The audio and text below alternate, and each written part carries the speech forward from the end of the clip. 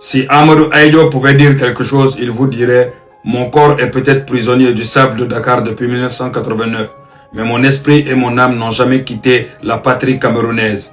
Aujourd'hui, mon âme est torturée par le spectre désastreux de ce qu'est devenu le Cameroun, notre pays.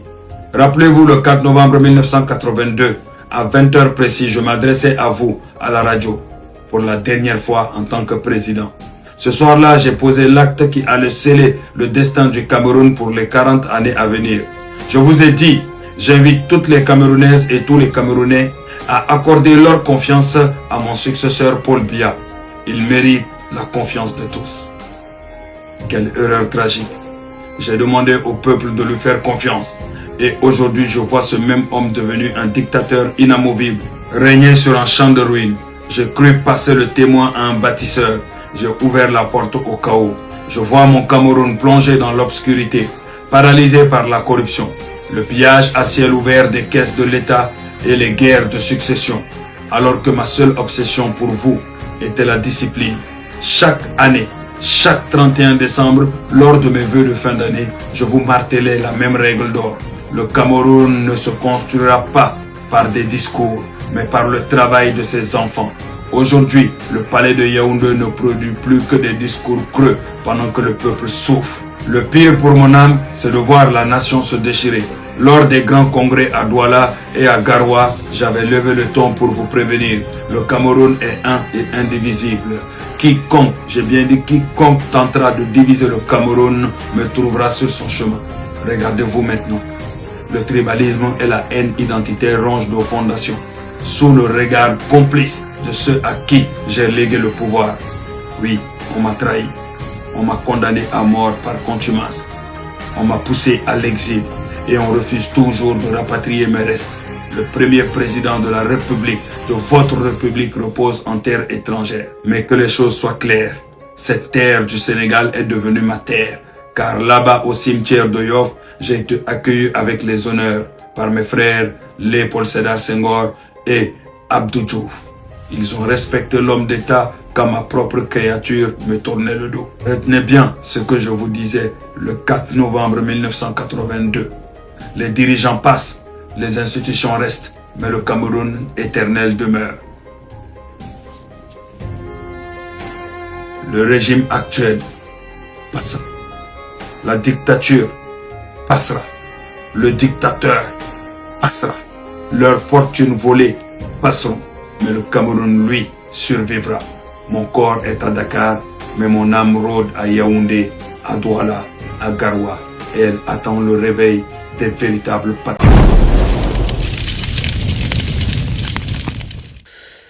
Bonjour mesdames et messieurs, enchanté, moi c'est Brice. Bon dimanche, nous sommes le 14 juin 2026. Si vous êtes nouveau sur cette chaîne, je vais vous demander s'il vous plaît de faire comme ça, s'il vous plaît. Si un contenu vous intéresse, c'est un soutien de faire comme ça, c'est gratuit. Abonnez-vous et surtout activez la cloche de notification pour toujours rester alerté de nos prochaines vidéos. Il y a, excusez-moi, il y a Melchisedec qui disait ceci, je cite, « Ce que l'homme ne veut pas apprendre par la sagesse, il apprendra par la souffrance. Ce que l'homme ne veut pas apprendre par la sagesse, il apprendra par la souffrance. » J'aimerais vous poser une question et j'aimerais qu'on se réponde, s'il vous plaît. Est-ce que ce narratif de Yella le Sénégalais, lorsqu'il vous dit ça, est-ce que vous ne vous retrouvez pas à l'intérieur? Il y a beaucoup de vérité dans ce qu'il dit. J'ai vu certains Camerounais me demander dans les commentaires pourquoi est-ce que je choisis certains extraits de Yella, je leur propose, et pourtant, il y a certains extraits où il appelle clairement les Camerounais à se soulever. Ben, c'est normal, c'est vrai. Il y a certains extraits où il appelle les Camerounais à se réveiller, mais moi je sais, nous avons une ligne éditoriale, nous prenons ce qui nous concerne. Lorsque vous connaissez la ligne éditoriale, lorsque vous rencontrez un contenu, si ça ne vous étonne pas, parce qu'en fait vous connaissez la ligne éditoriale. Notre ligne éditoriale, ce n'est pas contre les institutions de la République du Cameroun, c'est pour contribuer au débat citoyen, au débat politique, à éveiller les consciences pour, pour un Cameroun meilleur, vous voyez. Et donc, mesdames et messieurs, je voudrais vous poser une question. Je suis arrivé à la conclusion que si Yella, le Sénégalais, était le fils de M. Amadou Aïdjo, Ça, c'est la question qui mérite d'être posée. Peut-être que vous n'avez pas vu ça sous cet angle-là. Moi, je vous demande de vous pencher un peu de l'autre côté.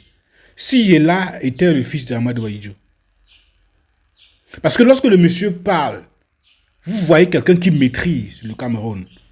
Ça dit, je ne peux pas voir un influenceur politique camerounais parler de la politique d'un autre pays avec autant de maîtrise qu'il y là. Bah, que vous soyez intelligent, vous soyez analyste, n'importe comment, je ne peux pas. Même quand vous avez un géostratège, un géoanalyste des questions internationales, lorsqu'il veut parler d'un autre pays, il parle, vous voyez, il y a toujours un manque dans son narratif. Mais il est là lorsqu'il s'exprime sur tout ce qu'il a proposé concernant le Cameroun. À moins de prononcer un peu mal parfois le nom de certaines personnes, ce n'est même pas important. Vous vous rendez compte que le monsieur maîtrise l'actualité camerounaise. Et je suis arrivé à la conclusion, si Yela, le Sénégalais en fait, était le fils de monsieur Amadou Ahidjo, le premier président, en fait du moins le président de la République du Cameroun. C'est le deuxième ou le premier président, si vous voulez, de la République du Cameroun. Si, lorsque M. Amadou Ahidjo a été contraint en exil, est-ce qu'il a fait un enfant au Sénégal et qui est devenu sénégalais? Parce qu'il faudra rappeler que lorsque Amadou Ahidjo, c'est l'épouse d'Amadou Ahidjo qui convainc Amadou Ahidjo d'acheter une maison au Sénégal. Elle achète la maison, c'est la maison là-bas comme ça, qu'ils ont vécu parce qu'ils sont décédés. Ils ont été enterrés au Sénégal. Et donc je suis là, je me suis demandé, mais Yela, qui es-tu? Parce que lorsque j'étais écouté, j'ai eu mal, j'ai eu comme une larme qui a failli couler. C'est quand même une triste histoire. Ce que M. Yela vient de raconter, c'est une triste histoire de notre pays. C'est une triste histoire. Mais, sache que nous avons beaucoup de respect pour le Sénégal. Nous avons beaucoup de reconnaissance pour le Sénégal et son peuple. Le peuple sénégalais est un peuple aimant et très très accueillant. J'aimerais simplement vous demander que le Seigneur vous bénisse. Le Seigneur saura vous bénir. Je ne sais pas si vous comprenez ce que je veux dire. Je vais un peu parler comme au quartier, comme les quartiers-arts, pour dire, je comprends maintenant pourquoi le Sénégal a remporté son trophée de CAN au Cameroun. On a comme l'impression qu'Amadou Ahidjo était fâché. C'est ce que les gens du quartier se disent. Mais je pense et je vais continuer à croire que Amadou Ahidjo pourrait être le père de Yelas, le Sénégalais. Ça, c'est juste une question. Je n'affirme rien du tout. Vous comprenez? C'est une possibilité. Hein. Il ne faut pas dire non. Amadou Ahidjo ne pouvait plus avoir des enfants à cet âge-là et tout. Ce n'est pas une femme. La femme, elle, quand elle atteint la ménopause, c'est difficile pour elle d'avoir des enfants. Mais l'homme, lui, il peut avoir des enfants du moment où son truc s'élève. Donc, je pense que le jour où les Camerounais seront unis, les choses commenceront à aller pour eux. Ils commenceront à prendre confiance. Vous comprenez?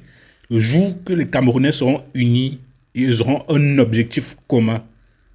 Je pense qu'ils verront le bout du tunnel. Ils sont simplement en train de regarder le bout du nez. Vous voyez? Tellement je me suis convaincu, j'ai fini par croire que Yela est un Camerounais. Parce que tellement il maîtrise les histoires et l'actualité camerounaise. Parce que j'aime ce que le gars propose. C'est-à-dire que lorsque tu te rends compte que Yela te raconte le Cameroun que toi-même tu ne connaissais pas. Toi, le Camerounais qui vit au Cameroun et qui traite l'actualité camerounaise, c'est Yela, le Sénégalais, qui t'informe même d'un certain nombre de choses, de faits. Je suis arrivé à me dire, soit c'est un génie, soit c'est un Camerounais, même si de 50%, soit c'est le fils de monsieur Ahidjo, de monsieur Amadou Ahidjo.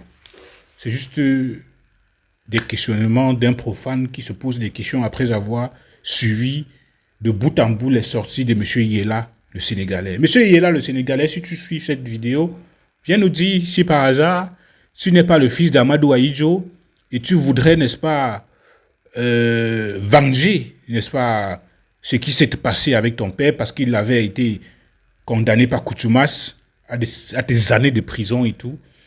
Ton narratif m'a touché Et chers dames et messieurs, si ça vous a également touché, si vous avez regardé jusqu'à ce niveau, vous pouvez également cliquer sur le partage pour mettre sur vos statuts WhatsApp ou dans vos groupes et tout, pour que certaines personnes puissent écouter cette vérité que bien d'autres personnes avaient déjà oubliée.